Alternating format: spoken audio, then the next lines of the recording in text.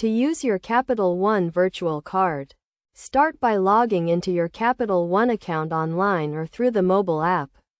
Once you are logged in, navigate to the virtual card section where you can view your virtual card details, including the card number, expiration date, and security code. Next, determine where you can use your virtual card, as it can be used for online transactions, in-app purchases, and with certain digital wallets.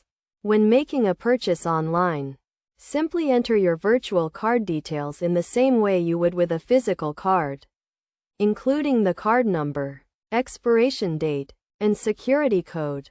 For in-app purchases, link your virtual card to the app or digital wallet you are using, such as Apple Pay or Google Pay. This will allow you to make payments using your virtual card with just a few taps on your device.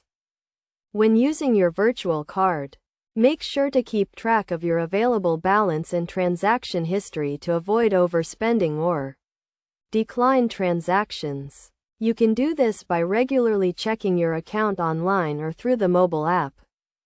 To add an extra layer of security to your virtual card, consider setting up transaction alerts and monitoring your account for any suspicious activity.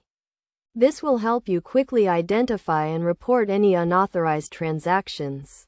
In addition to the convenience and security of using a virtual card, Capital One also offers benefits such as purchase protection, travel insurance, and rewards programs. Be sure to review the terms and conditions of your virtual card to understand the benefits and features that are available to you.